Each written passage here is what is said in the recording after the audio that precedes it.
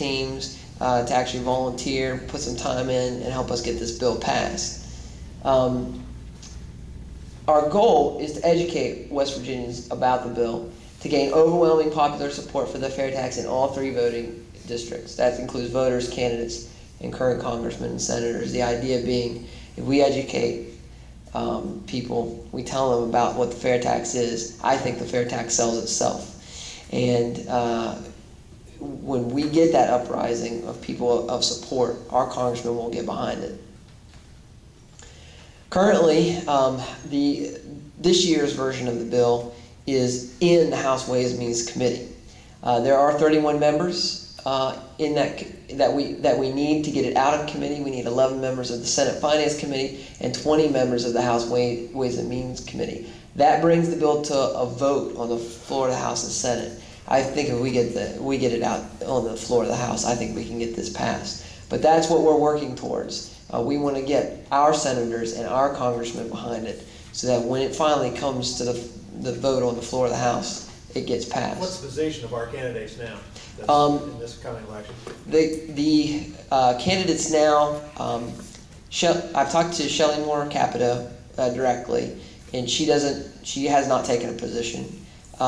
David McKinley, his position is that he wants to take all of the tax reform bills that are floating around and give them to the CBO and have them say which one is best.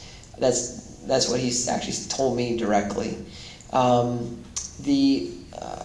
Congressman Ray Hall, he never took a position. I actually went and spoke to his tax legislative assistant in Washington, D.C., and he never gave me a position. As far as the other candidates, I can't really speak to the Senate candidate, the Democratic candidate, but I believe John Racy, I think he's a flat tax supporter, and I don't think he's ever come out in favor of the fair tax. But is that not right? It might not. Yes. Oh. That's what he told me. He doesn't have an opinion? What he has said, that he feels that any kind of a plan is better than what we have. What we're now doing, he would be for. Okay. So he has never come out and said okay. it's flat tax. My mistake. So so I guess he's for getting rid of the IRS. Who isn't? Say, I'm sorry? The governor, he's running. How about him? Oh, I don't know his position actually. I've never spoken with him yet about it. I'm voting against them, I guarantee that. That is one fear. Yeah, one more question. You had up there, you had 23 to 30%. You haven't talked about that. Yeah, we can definitely get into that. So I would love all you guys to visit my website. Send it to your friends, your family. If you know someone who would be interested in becoming, an activist, actually doing some legwork, writing papers, visiting congressmen, getting the word out. If you know someone or if you yourself are interested, we could use your help. Usually, I'm a little crazy about it. I probably spend more time a week than I should, but about 2 hours a week, probably, minimum would be the commitment at first, and you can move up from there. Is the support somewhat bipartisan, or is it more of a Republican issue? It has traditionally been more of a Republican issue, but we do have bipartisan support for this. So this is not. Republicans are more interested in tax reform, just generally, than Democrats. But this is completely a bipartisan issue, and believe me, if we have Democratic congressmen whose districts are behind it, they will get behind it. If we take back the House and/or Senate, are we going to get behind this as fast as Obama got behind it in the last? I don't know if the fair tax is quite as widely popular as that. I don't know if that would be one of the foundation pieces of legislation for if that happened. But there's no reason we couldn't try. Well, Sean keeps saying they're coming out with some sort of contract with America. Is there some way we could make this an issue? Yeah, absolutely there is. We get with those congressmen and senators who are doing that, and we say, hey, you know what? Fair tax, that needs to be on this. And that's how we have to do it. And these are the kind of ideas that if you're interested in working towards come onto the website. Believe me, we can do this together for sure. Hey, what percentage are we paying now? You said 23. What are we paying now? Well, it depends on your income, because Say it's, somebody makes this average 40,000 a year. What's that person paying? I don't. It has to be something out there. Well, yes, but Are they're they paying 60% to the federal government? no, they're definitely not paying 60%. Yeah.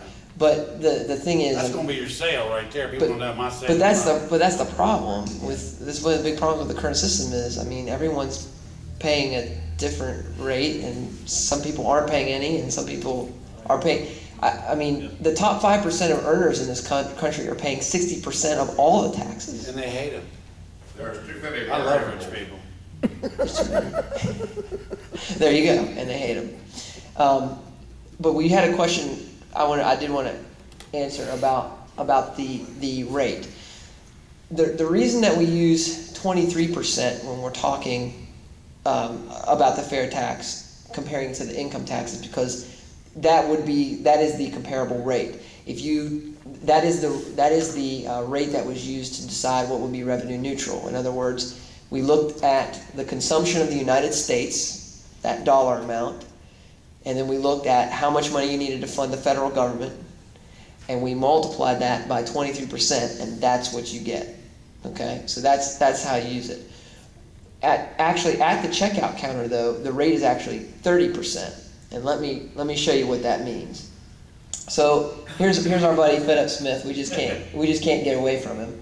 Under the income tax system, Mr. Smith grosses $100, but he gets 23% taken out of his taxes. So 0.23 times 100 is $23. And so he has $77 left to spend. Let's say, remember, there's no federal income. There's no federal national retail sales tax now. So he doesn't pay any federal taxes on spending. He goes out and buys a new cell phone with his $77. If you calculate his tax as a percentage of his pay, in other words, a percentage of his income, his rate is 23%. If you calculate his tax as a percentage of what he spent, it's 30%. Now, let's look under a fair tax system. He still makes $100. There's no income tax. He has $100 left to spend, but remember, I told you the fair tax is revenue neutral. So if under our current system they're collecting $23 in the government, they have to collect $23 under the fair tax. Okay, so at checkout they collect $23 just like before, and he buys his new cell phone for $77. And again, the calculation is exactly the same. If you calculate the tax as compared to his income, it's still 23%. But the actual tax he pays at the checkout counter is 30%. But the amount of money is still the same. That's why we quote the rate like we do.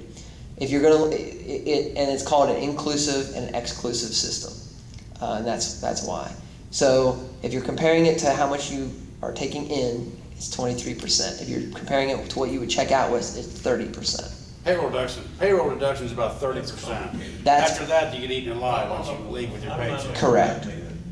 I don't like that. And that sentiment is felt in a lot of places. And this is for you to. I'm presenting this for you to make your own decision. And if you don't like it, that's fine.